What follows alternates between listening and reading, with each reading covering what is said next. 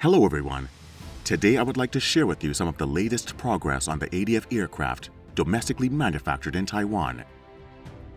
As we all know, the Republic of China has 140 F-16V, 54 Mirage 2000, and 129 Chingguo fighters. They are the main force of the Taiwan Air Force. The Chingguo has been in service for 30 years now, and this lightweight, fourth-generation aircraft, which had an advantage at that time, is now clearly lagging behind.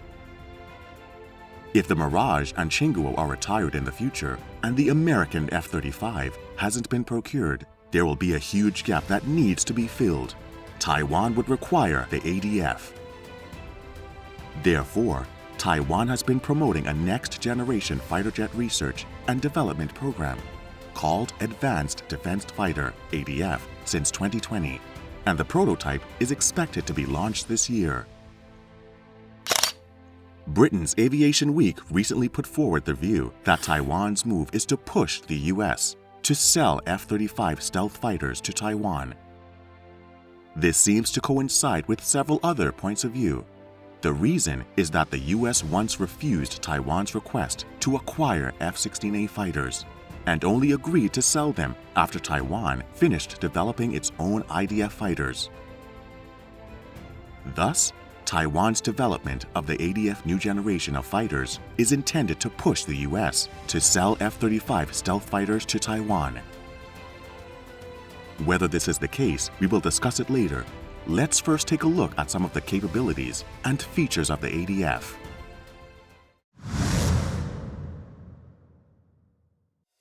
One, ADF aims to meet the standards of a fifth-generation aircraft. The ADF is planned by the Taiwan Ministry of National Defense, developed and designed by the Chinese Academy of Sciences, and manufactured by Hanshiang Corporation. It can be said to be the successor to the IDF. The IDF light fighter has basically no room for improvement due to the thrust limitations of its F-124 engine. Judging from the little information currently known, Taiwan is aiming to build a fifth-generation aircraft. Since the ADF is aiming to meet the standards of the fifth-generation aircraft, its performance should at least have the following characteristics. 1. It includes a built-in bomb bay and a stealth coating to minimize radar reflections and achieve a stealthy appearance. 2. If supported by US technology, a powerful engine with vector nozzles is not ruled out. 3. It has the active electronically scanned phased array AESA radar with a longer and more accurate range than conventional mechanical radars. 4. It has an interflight shared data link and other enhanced avionics. Without these features, it won't be considered a real fifth-generation aircraft. 2. Appearance. Since the ADF is basically positioned as a fifth-generation aircraft, many people are curious about its appearance and whether it looks like the F-35. From the outer layer, the appearance of the ADF is estimated to be 90% similar to that of the South Korean KF-21. If you put the models of the two prototypes together, it would be difficult to distinguish them, and it would be relatively similar to that of the FA-18EF Super Hornet, as well as it possesses the characteristics of the F-35.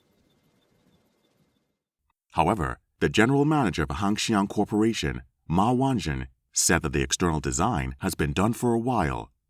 In order to reduce the radar reflective cross-section area, the fifth-generation fighters of various countries have a similar look, and the external appearance isn't the most vital feature. He made an analogy. A Ferrari is a Ferrari not because of its cool appearance, but because of its inner systems, such as the engine, suspension, transmission, etc. Even if these things are installed in a broken shell, it is still a Ferrari. Therefore, the focus of the domestic ADF should be to develop the system components of the fifth-generation aircraft, whether it's by themselves or with technical support from Europe and the US. He believes that Taiwan's engineers read the same textbooks as their foreign counterparts, and they must have the ability to do it, only that they lack the experience. What we know so far is that the design and manufacturing of the ADF is going very well.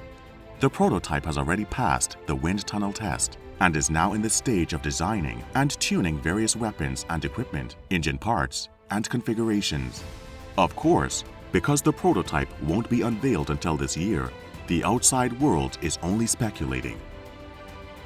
Many netizens think that the ADF may also be similar to the shape of the US YF-23 Black Widow. This is worth discussing. As we all know, during the competition, the YF-23, which was jointly designed by Northrop and McDonnell Douglas, was originally ahead of the F-22 in many aspects. The YF-23 had no angle of attack restrictions. It could spin from any angle easily, then resume stable flight, with a maximum airspeed of Mach 1.5 and a maximum load of 7G. However, when testing infrared air-to-air missiles, the YF-23 was unable to launch due to its body structure, so it was eventually eliminated by the F-22. Only 2 prototypes were produced. Therefore, it seems reasonable for Taiwan's ADF to reference the YF-23 Black Widow, but it's an obsolete model after all. It'll be difficult to compare and study in depth in terms of accumulation of actual combat parameters in various aspects. So, I personally don't quite agree with this viewpoint. I wonder what you guys think. 3. Engine, the most critical part of the aircraft. The engine is the heart of the aircraft and is always at the core of the manufacturing of fighter aircrafts. ADF is scheduled to complete engine development in 2024.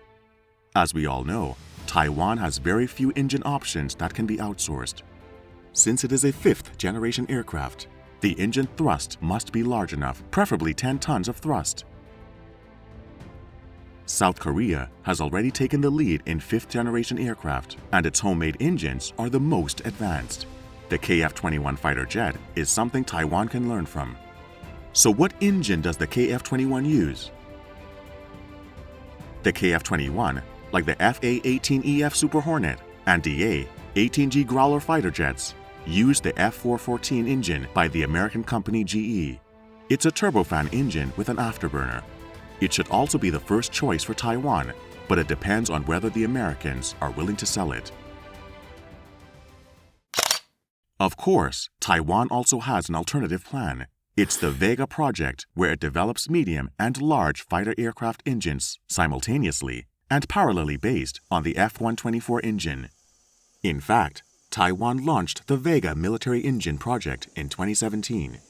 The ultimate goal is to develop a 20,000-pound high-thrust engine required for the next generation of fighter jets. So far, it has invested tens of billions of dollars and entered the second phase. The prototype of the next generation fighter jet will be available around 2027. Retired Taiwanese General Zhang Zongcheng, who is currently the director of the Chinese Academy of Sciences, stated in the Legislative Yuan in May 2023 that the Vega Project has established 12 key technologies, such as hot forging, and is now targeting the engines needed for medium-sized fighters. If it wants to make engines needed for large fighters, it will have to be developed in phases and move in that direction. If hot forging technology can be developed, as the general said, it will be a major breakthrough for Taiwan's defense industry. Why? As we all know, the thrust of the engine is directly related to the maneuverability of the aircraft. The last generation of the IDF Chinghuo and the subsequent AIDC T5 Brave Eagle used the TF E1-04270 engine, which was developed in cooperation with the American company Honeywell. The United States called it the F-125 engine. The F-125 is the afterburning version of the F-124 engine. Taiwan and the United States each did half the work. Taiwan was responsible for the cold forging parts that don't require the use of fire. The components in the core compression section of the engine must withstand extremely high temperatures, high pressures, and ultra-high centrifugal forces. Taiwan's hot forging technology wasn't up to standard, so this part was made by the United States. To put it bluntly, Taiwan procured American technology. The service life of American hot forgings is 4,500 hours, while the domestic ones only have 3,000 hours, with higher cost than that of American products. As it would seriously affect the service life of domestic machines, Taiwan chose American products. Ma Wanjun, general manager of Hangqiang, believes that if Taiwan wants to independently develop engines, it must overcome two difficulties. One is it must be able to independently design engines, and the other is the metallurgical technology of hot forgings. The Vega Project is currently focused on medium-sized engines and will have to work harder for the large engines required by the ADF. We are looking forward to the breakthrough of the Vega Project. 4. Is it capable of short-field takeoff and landing or vertical takeoff and landing? According to the current situation, the ADF isn't capable of vertical takeoff and landing. Vertical takeoff and landing will seriously affect the maximum takeoff and landing weight, resulting in insufficient payload and fuel capacity. The development of vector nozzle engines can greatly reduce the short-field takeoff and landing distance. But judging from the current situation, the vector engines are still far away. Of course, from an ideal point of view, even if there is no vertical takeoff and landing, at least there should be short-field takeoff and landing, because once the war starts in Taiwan Strait, the chance of the runway being destroyed is very high, and then short-field takeoff and landing is very much needed. Of course, if the Air Force obtains the F-414 engine, it won't rule out the possibility of equipping it with a powerful engine with vector nozzles. 5. Electronic Warfare System. The ADF's electronic warfare system will most likely be equipped with new domestic AESA radars, real-time data links, new generation flight control computers, infrared tracking sites, joint helmet sighting systems, and avionics core processing systems that are suited for fifth-generation aircraft. I believe this will be Taiwan's strength. 6. Weapons. I think, first of all, it should be equipped with an internal bomb bay, but this is another technical issue. The reason why the South Korean KF-21 can't be considered a fifth-generation aircraft is because of it. In the 2022 test flight, the KF-21 prototype didn't have an internal bomb bay. It used a semi-buried type of weaponry with 4 grooves on the belly of the fuselage, which can hold 4 half-buried air-to-air missiles. However, the exposed part of the missiles undermines the overall tracking performance. However, according to the planning objectives of the Chinese Academy of Sciences, the new generation of fighters will be equipped with extended-range Tianjian-2 missiles, improved Tianjian-1 missiles, and air-launched Xiang-2 anti-ship missiles. Depending on the requirements of sea control and land attack missions, the new generation of fighters will also be equipped with air-launched Xiang-2 anti-ship missiles or extended-range Wanjian missiles.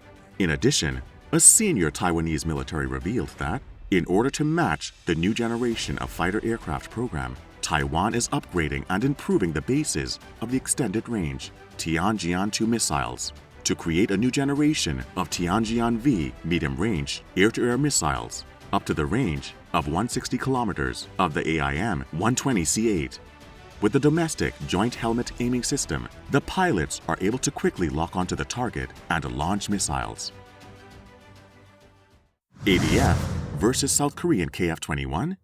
Let's compare the similarities and differences between the ADF and the Korean KF-21 Falcon. 1. Positioning and goals are different. ADF is positioned to develop a fifth-generation fighter, while the KF-21 is only a 4.5 generation fighter. 2. Performance characteristics are different. ADF has a higher capability in tracking, supersonic cruise, advanced avionics, powerful weaponry, while the KF-21 is more advantageous in high maneuverability and high survivability due to the use of the F-414 engine authorized by General Electric. 3. Different starting points for research and development.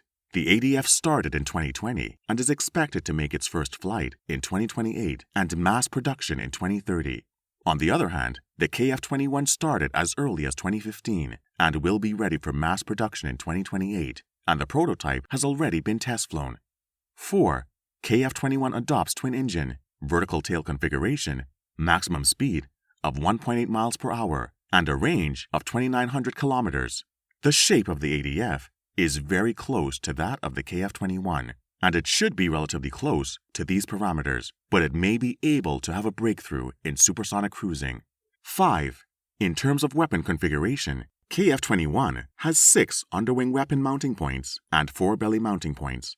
It can mount European, Meteor medium, and long-range air-to-air missiles, German Iris-T close-range air-to-air missiles, US GBU Paveway, and other series of ground-attacking missiles.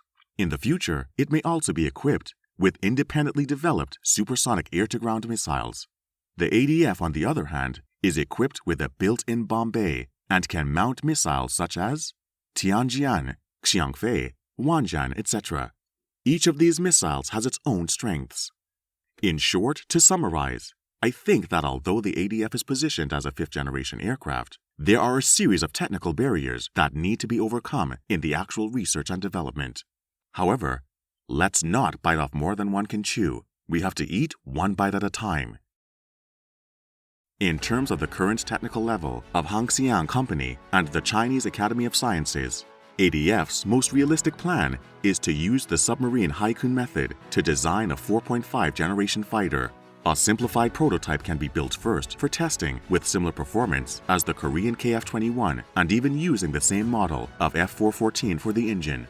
Its performance will be similar to that of South Korea KF-21, which is between 4.5 and 5 generation with the same engine model.